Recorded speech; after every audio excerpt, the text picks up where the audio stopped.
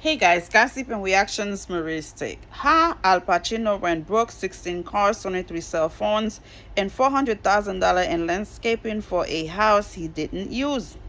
And this happened to a lot of people who were not used to have money and they came through some kind of lottery winning or an NFL, NBA, or movies, whatever it is. People think they have more money than they can actually be able to manage, and in reality they don't have that kind of money. And especially back then where movies were not giving that much, whether you were the actor, the main guy, I don't think they were paying that kind of money. So I'm glad he actually let people know that he was broke. He didn't even know he was broke.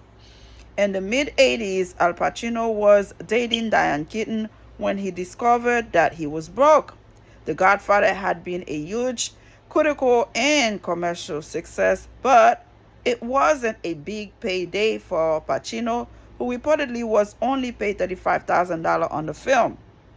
When I finished making The Godfather, I was broke. Not that I had ever had any money, but now I own money. He writes, my manager and agents got the cuts of my salary while I had to live on support from Jill Clayburgh.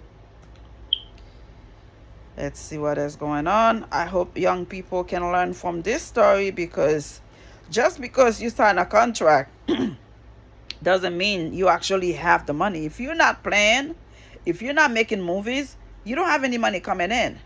But somehow you're spending crazy. I had about 90 grand in the bank, and that was it. The 84-year-old actor writes in his new memoir, Sonny Boy, I had a lifestyle to boot.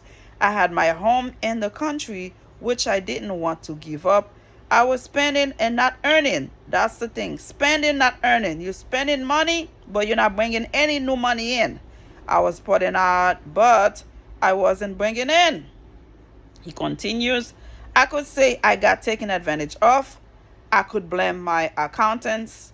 I could blame my manager, Mary Bregman, who had put me into some sort of tax shelter that went south. I could blame myself, but then I've had to take responsibility for my own actions.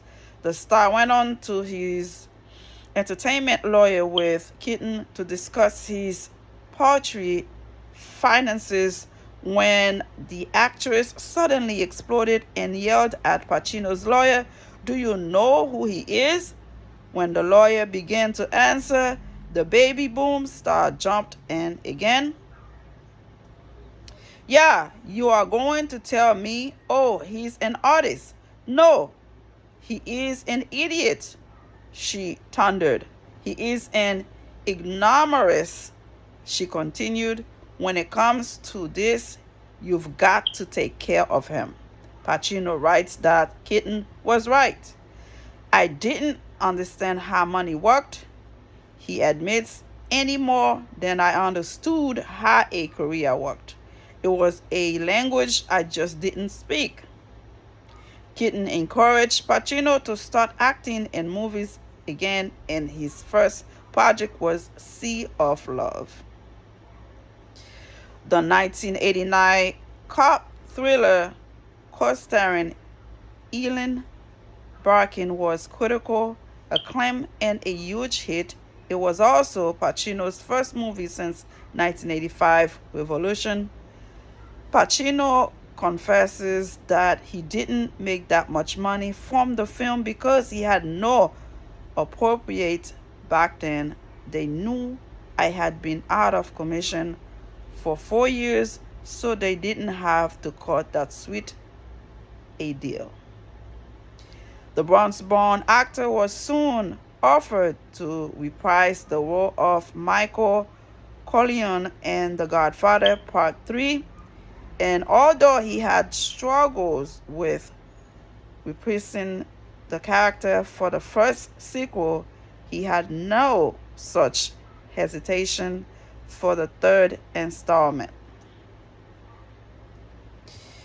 The choice could not have been easier. He writes, I was broke. Francis Ford Coppola, the director, was broke. We both needed the bread. The Godfather Part 3 came out in 1990 and was widely panned. By 2001, Pacino found himself living in LA to be closer to his twins, Anton and Olivia, now 23, whom he shares with ex Beverly's D'Angelo. He has two other children, Julia, 34, with acting coach Jen Tarrant, and Roman, who was born in June 2023, with Noah Afala, the famous one. So again, guys, I'm in a hurry. I need to start getting ready for work. What can we all learn from this? If you are spending money, you're not bringing in money, it's a dumb thing to do, whether you are an actor, actress, whether you are in the NFL, NBA, soccer, tennis. You gotta know how much money coming in. You gotta know how much going out, and stop trusting your managers. A lot of NBA players, a lot of people with money went broke because they trust somebody that was close to them, a family member, and take their money. I don't think it's right. I don't think it's fair. Take care of yourself. Handle your business. Nobody else can take care of you better than you. Subscribe. Thank you for watching. Bye.